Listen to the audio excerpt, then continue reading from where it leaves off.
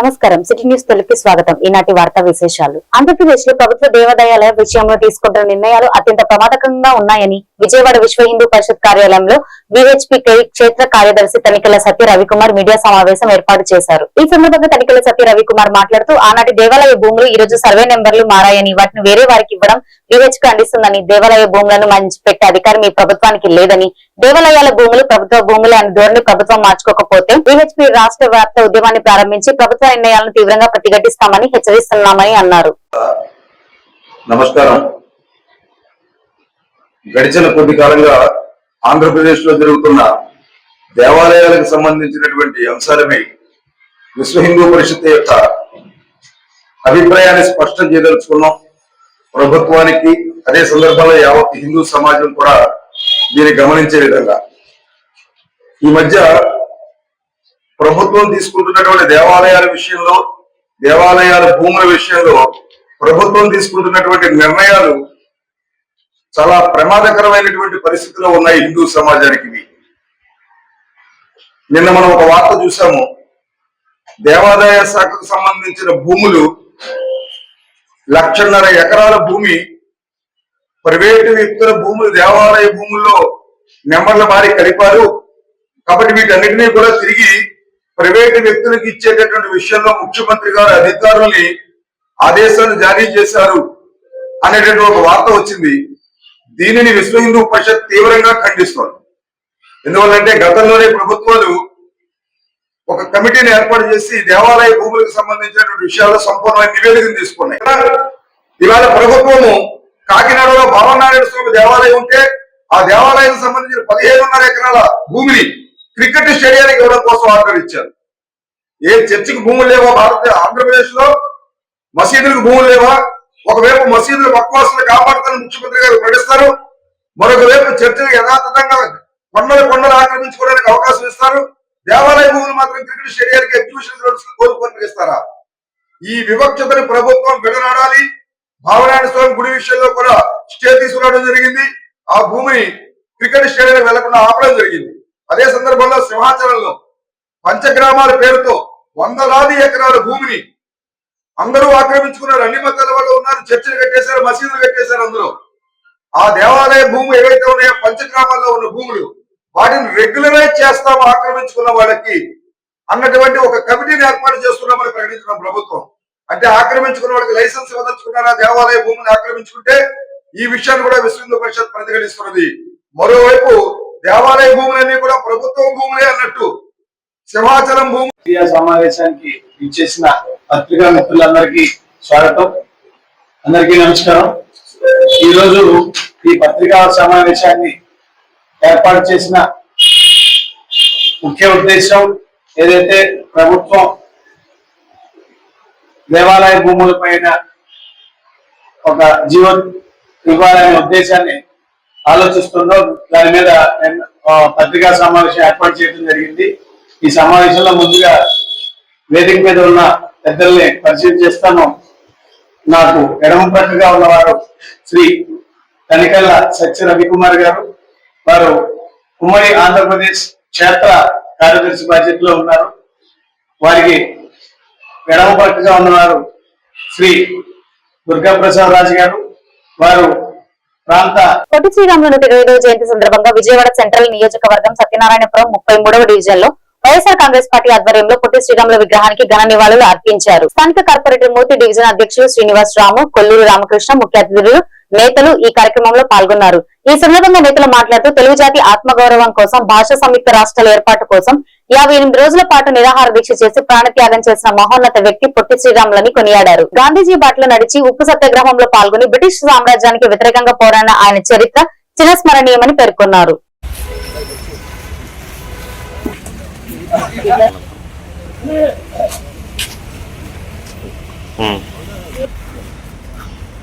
Right sir. Sir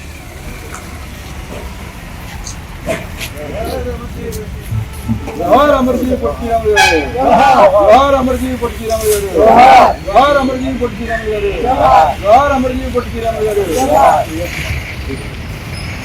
जोहार Amarjeet potty Ramulu Garu जोहार Amarjeet potty Ramulu Garu जोहार अमरजीत पोट्टी रामुलु गारु అమరజీవి పొట్టి శ్రీరాములు గారు, జోహార్ అమరజీవి పొట్టి శ్రీరాములు గారు, జోహార్ అమరజీవి పొట్టి శ్రీరాములు గారు.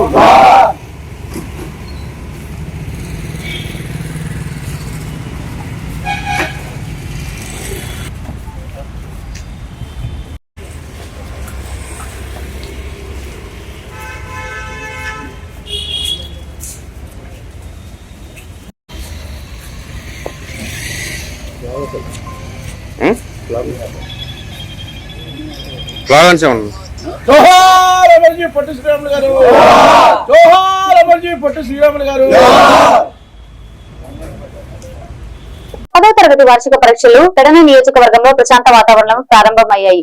ఒంటిమిల్లు, కృత్తివెన్ను, పెడన, గూడూరు మండలాల్లో ఏర్పాటు చేసిన పరీక్షా కేంద్రాలయాల్లో విద్యార్థులు పరీక్షలకు హాజరయ్యారు. పరీక్ష కేంద్రాల వద్ద విద్యార్థులకు ఎటువంటి అసౌకర్యం కలగకుండా త్రాగునీరు, శానిటేషన్, మెడికల్ సౌకర్యాలను ఏర్పాటు చేసి అందులో ఉంచినట్లు విద్యాశాఖ అధికారులు తెలిపారు. అలాగే పరీక్షలు సజావుగా నిర్వహించేందుకు కేంద్రాల పరిసర ప్రాంతాల్లో సెక్షన్ 144 అమల్లో ఉన్నట్లు పోలీసులు వెల్లడించారు.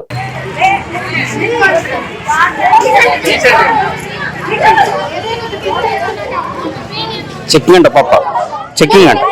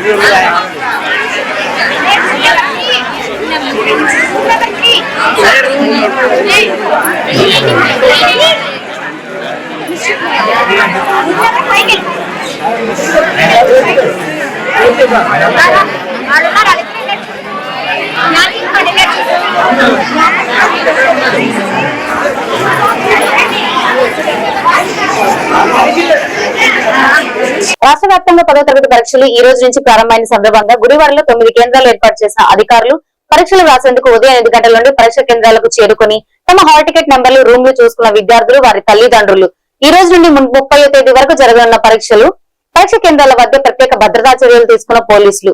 గుడివాడ డివిజన్ లో 7 మండలాల్లో 40 పరీక్ష కేంద్రాలు ఏర్పాటు చేసిన అధికారులు.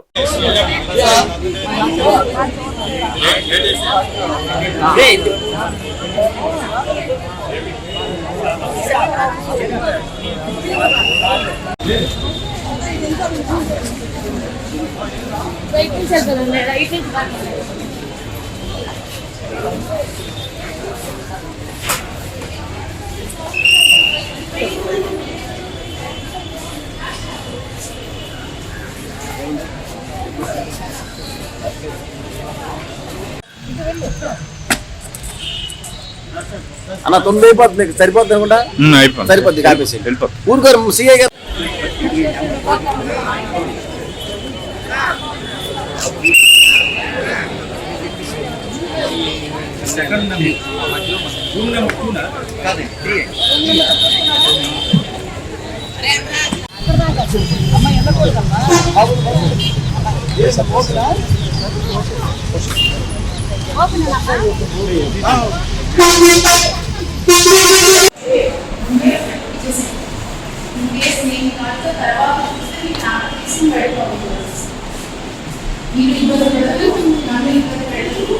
ఏవైనా పేపర్స్ అనుకోకుండా తీసుకొచ్చిన డస్ట్బిన్లో కూడా ఎక్కడ తీసుకొచ్చింది.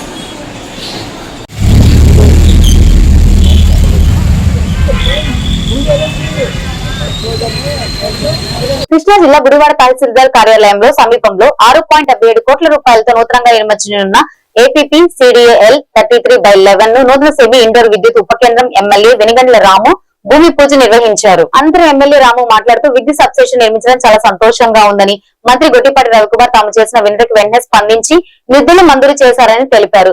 గత ప్రభుత్వంలో ప్రజలు పలు ఇబ్బందులు పడ్డారని, గ్రామీణ ప్రాంతాల్లో రోడ్లు కూడా వేయలేని దుస్థితి నెలకొందని 9 సార్లు విద్యుత్ ఛార్జీలు పెంచారని విమర్శించారు.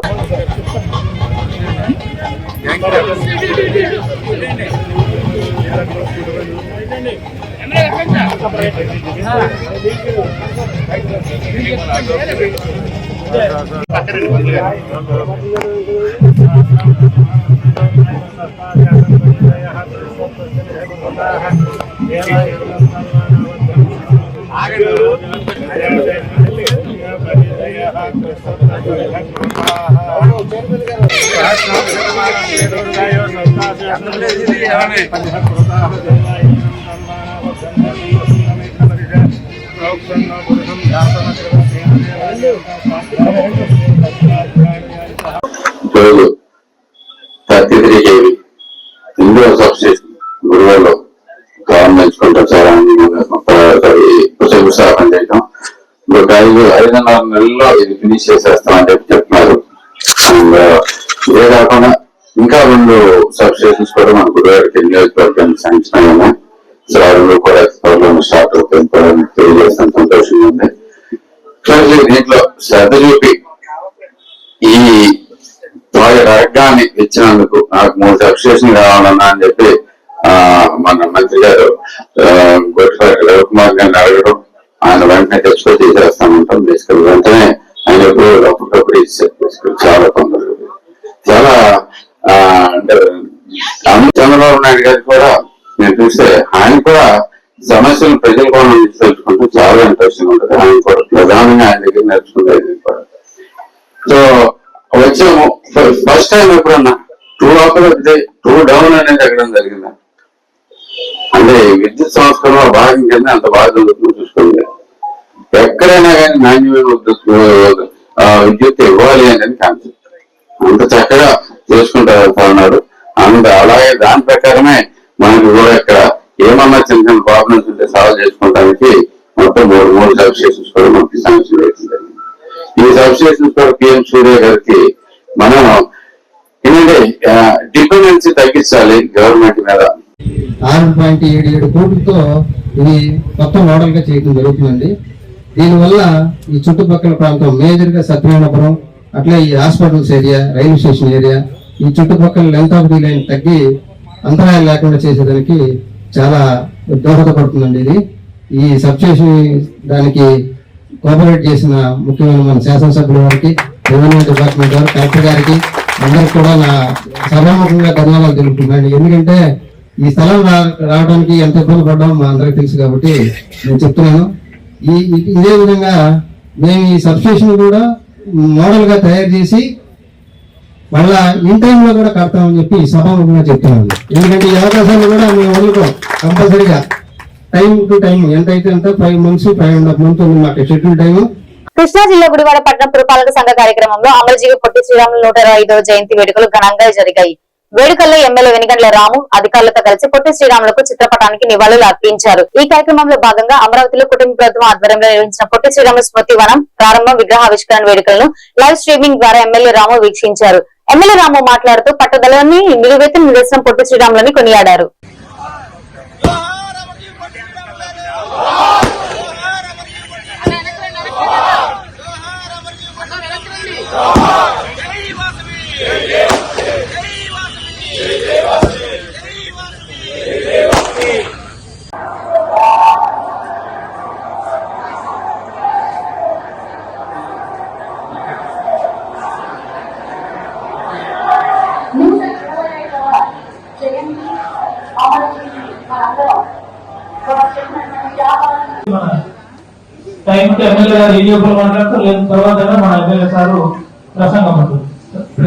మనం ఏదైతే బిలీవ్ చేసామో, ఏదైతే నిజం అనుకున్నామో, ఏదైతే కరెక్ట్ అనుకున్నామో దానికోసం పోరాటం చేయటం అనేది చాలా అరుదుగా జరుగుతుంది. ఒకసారి మనం ఆలోచించుకుంటే మన చరిత్రలో నమ్మిన సిద్ధాంతం కోసం హింసను ప్రేరేపించకుండా తనకి తాను శిక్ష విధించుకుని అహింసా మార్గంలో ఇంత స్ట్రాంగ్ అంటే చనిపోయేదాకా పట్టుదల వీడకపోవటం అంటే అసలు ఎంత గొప్ప విషయం మనం ఒకసారి ఆలోచించాలి. అంటే ఏదో కొంత పోరాటం చేస్తాం, ట్రై చేస్తాం, మనకి ఈ తట్టుకోలేని పరిస్థితుల్లో మానేస్తాం. కానీ నేను ప్రాణం పోయినా పర్వాలేదు, తెలుగు ప్రజలకు గుర్తింపు కావాలి, తెలుగు ప్రజలకి రాష్ట్రం కావాలి అని చెప్పేసి మనకు అంత పోరాటం చేసిన మహానుభావుడు ఆయనే. గాంధీ గారు ఆయన గురించి ఒక మాట అన్నారు, 10 మంది పొట్టి శ్రీరాములు ఇస్తే స్వాతంత్రాన్ని సంవత్సరంలో తీసుకొచ్చేస్తానన్నారు. ఒకసారి ఆయనకంటే ఎంత బిలీఫ్ ఉందో ఒకసారి చూసుకో. ఈయన ఎంత మొండివాడంటే గాంధీ గారితో కలిసి స్వాతంత్ర పోరాటంలో అనేక పోరాటాలు చేశారు.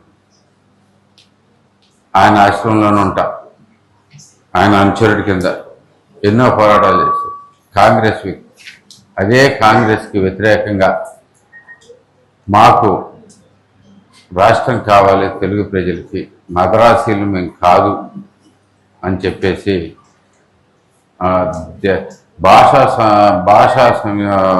భాష దీని మీద బేసికలీ సంయుక్త రాష్ట్రాలకి ఫస్ట్ ఆదిగా నిలిచిన వ్యక్తి అని. మనకి రాష్ట్రానికి ఒకదానికే కాదు, దేశానికే ఒక బాట చూపిన మహానుభావుడు. నిజంగా ఆయన స్మరించుకుంటాం చాలా అదృష్టం మనకి. అలాంటి వ్యక్తి మన రాష్ట్రంలో పుట్టమే కాకుండా నాకు ఆలోచిస్తుంటేనే అనిపిస్తూ ఉంటుంది. ఆకలి వేస్తే ఒక రోజు తట్టుకోలేం, ఒక పూట తట్టుకోలేం. అలాంటిది ఏదో తగ్గుదామని చెప్పి కొద్దిగా డైటింగ్ చేసుకుంటూ వస్తున్నా కానీ అంటే ఆకలి అంటే అంతకంత కష్టంగా ఉంటుంది అనేది నాకు క్లియర్గా అర్థమైంది. ఈ బులెటిన్ ఇంతటితో సమాప్తం. మరొక బులెటిన్లో మళ్ళీ కలుసుకుందాం. నమస్కారం.